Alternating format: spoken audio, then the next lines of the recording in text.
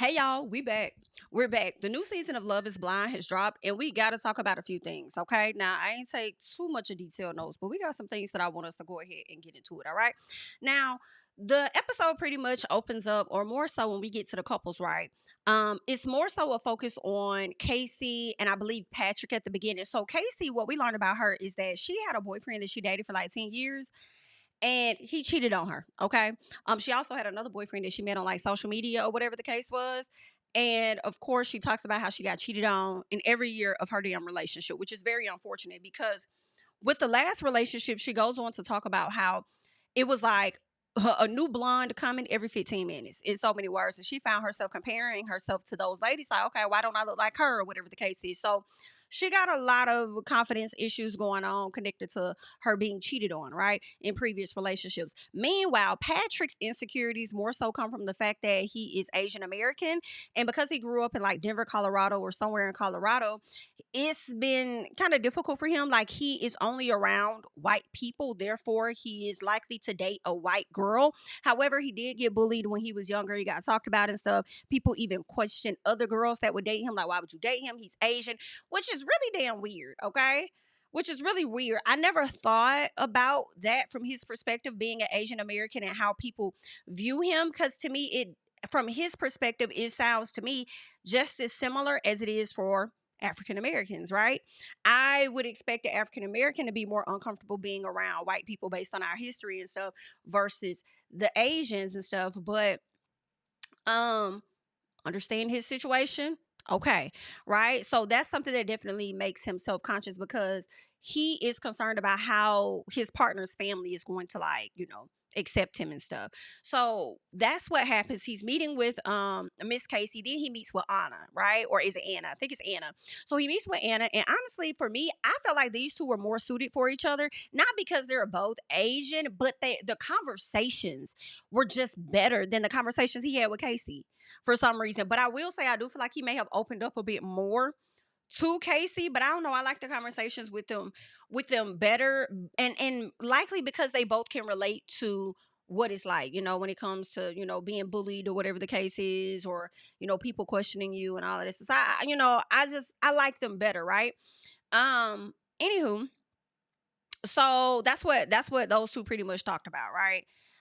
There was another time where I do believe Anna had a sit down with Blake. And the only thing that I wanted to highlight in that conversation, they're getting to know each other. And from them getting to know each other, she said something like, well, you don't sound like you're homophobic or racist. And I said, girl, what? That's not something he finna show you in a damn pod. And now it's possible based on whatever he may say, right? But at the same time, it's like, girl, that's something that will likely show over time. But okay then. Anywho, we get to this woman named Megan. This big grown ass lady named Megan who tells us her age is 33, but is given much older than 33. And she says that her nickname is Sparkle. When I tell y'all I'm so tired of hearing Sparkle Megan every time she entered the room, my name is Sparkle Megan. Yeah, my name is Megan, but my friends call me Sparkle Megan. I'm like, listen, I understand you like to bedazzle things in your life, but I need you to part ways with that. Just a little piece, okay? Sparkle Megan.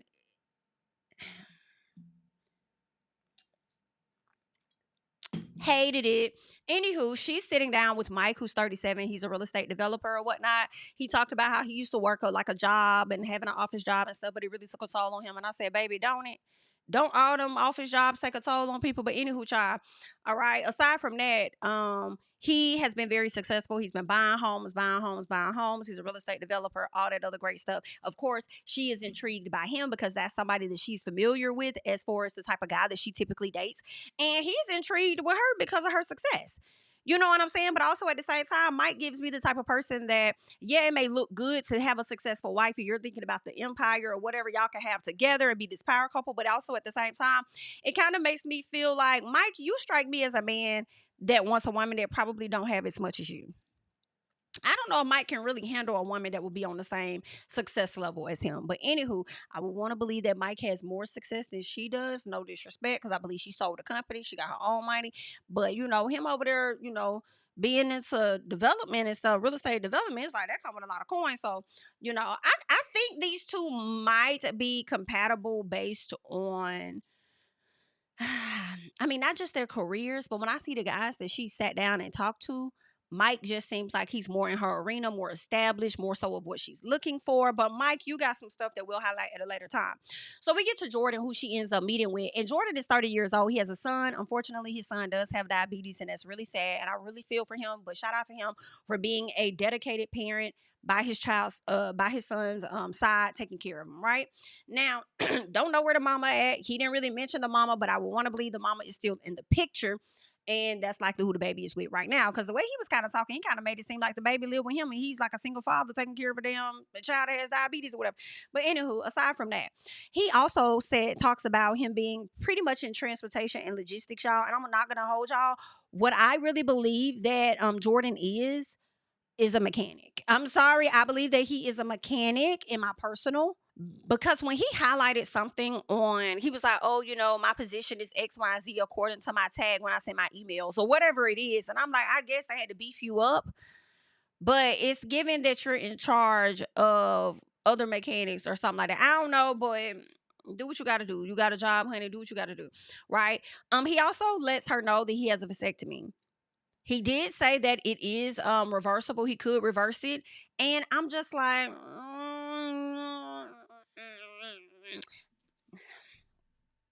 Megan wants kids. Megan doesn't have children. She wants children. For me, I don't think that should really stand in the way of you finding love and being connected with somebody because they, had a vasectomy. But also at the same time, it's kind of like, well, sir, you got that vasectomy for a reason. You don't want any more children. And you really want us to believe that you will reverse it for her to have kids? You really going to have to be hella in love with her for you to do that. And I'm not really buying it, but, with her having the type of money, I mean, maybe there's some way around it, maybe he would be willing to do the reversal. Not sure. Y'all let me know y'all thoughts. Now let's get to Anton, who's 29 years old. He also happens to be in transportation and logistics or whatnot. And then you also have Allie. Okay, I think it's Aliani or something like that. Whatever it is, super pretty girl. Come to find out, she's a nurse. Now, Anton kind of annoyed me during the sit downs that he had with Allie because I just felt like he was giving a lot of, yeah, me too, me too, me too. It seemed like everything she said, he went along with it and agreed, like, yeah, me too. Yeah, me too. Yeah, me too. And I'm just like, okay. Okay. I hope you guys get out of the pies and really do have that strong compatibility as you try to make it appear in the pies, because all of this, yeah, yeah, absolutely, yeah, I agree, yeah, me too, like, yeah, okay, good luck. So then we get Edmond. He's 29 years old. He's a realtor, and then we also have our girl Callie Bria, and I hope I said her name right. She's a social worker, right? I did feel like at some point during their sit down, she was kind of doing a bit too much to me. Like, I don't know, maybe that's the social worker in her, but she was just so ready to be picked by him. And it was just something that was just, I don't know. It kind of like just, I don't know, it was just annoying. But anywho, we learned things about him being in foster care at once upon a time in his life. So he really had a tough upbringing. Of course, she can relate because she is a social worker. And then he also talks about how, he's a realtor, but at some point he likes to be a substitute teacher. And the reason he's drawn to that is because he feels like, he says that one of his teachers, I think in 5th grade, ended up saving his life. So because of that is one of the reasons why he would want to go and be a substitute teacher. And then also talks about, I guess, how he can, connect the kids, relate to kids, whatever the case is, and stuff like that. She's in there talking about, oh, you got me falling for you. I'm like, huh? Really? Just off that? Because he got emotional when he started crying about, his teacher saving his life and whatever happened to him when he was younger. Is that what it is? Oh, okay. Well, if that's how you feel, then okay, cool. Anywho, so we get Allie, and Allie admits that she does love Anton. She loves him with every fiber of her being. And, for this, I feel like, well, number one, they have to edit the show, right? So some things are going to be left out. But it definitely made me feel like it was so fast paced that everybody's moving so fast that I gave everybody the side eye, like, huh? But anywho, so I feel like if it's moving this fast in the pods, I do feel like a lot is about to happen on the back end. A lot. I feel like maybe last season or one of these, was it last season? I don't know. I just felt like the pods was so long. So long. We still in the pods. This time, nah, they speeding the stuff up. Okay. They're speeding it up. And I think the people are about to get on the outside, and I believe they finna show that. It's okay.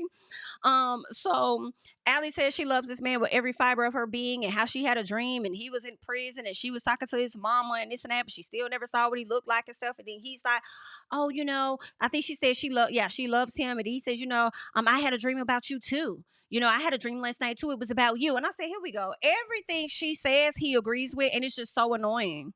It's so annoying. Of course, he loves her as well. He proposes to her. She accepts it.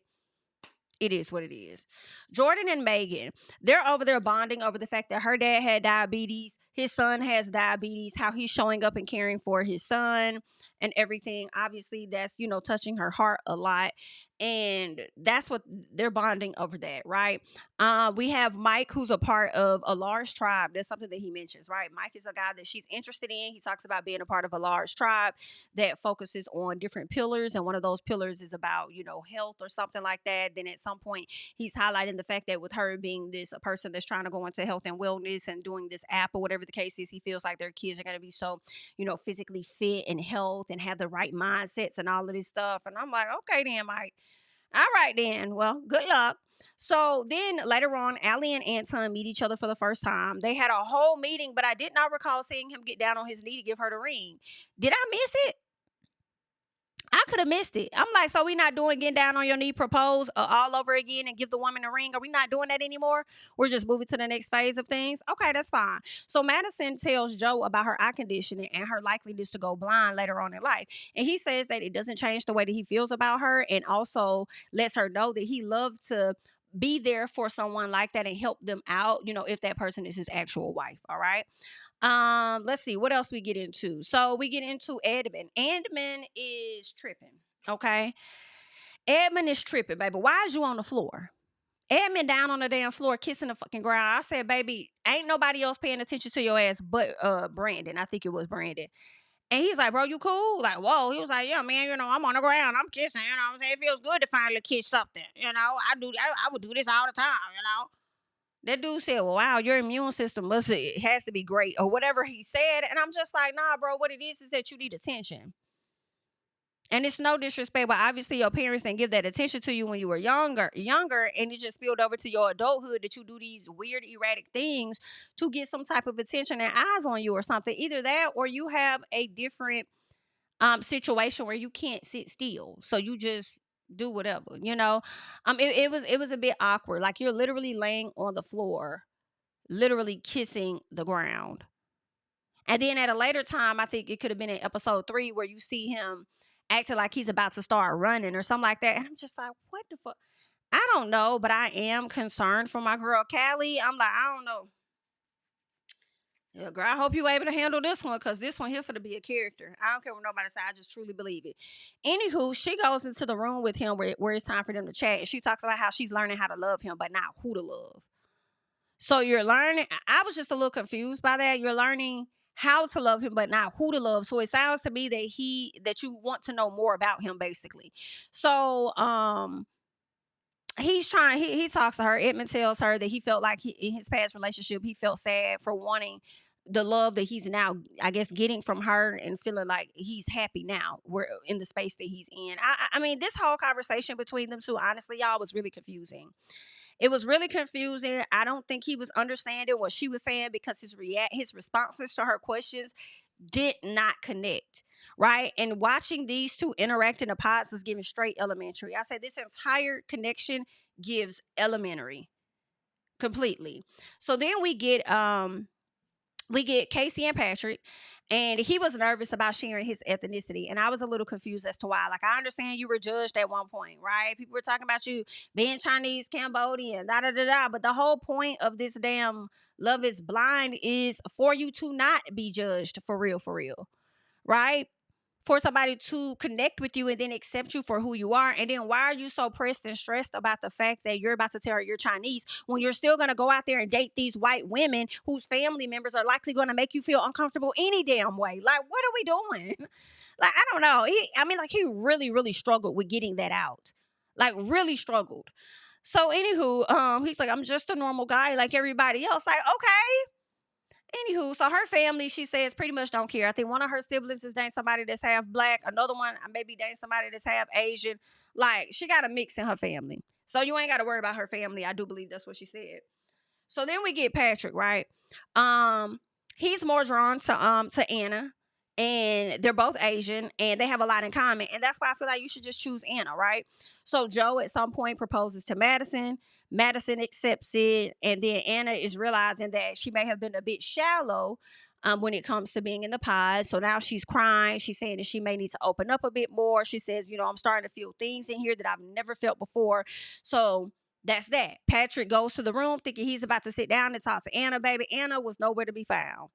Anna was going nothing to be found, nowhere to be found, and we'll pick up what's going on with Anna and other things when we get to episodes 3 and 4. But I wanted to go ahead and just drop this quick little tidbit for the people. All right, a few of you guys asked me to review Love Is Blind, so hopefully y'all are coming over here liking this video up, okay, helping it get in the algorithm. Please and thank you, and also subscribing to the channel. Leave your latest thoughts about episodes 1 and 2 and how you're feeling about some of the connections that are being made. Okay, I'm JamiThatsMe, and I'll catch you guys in the next one.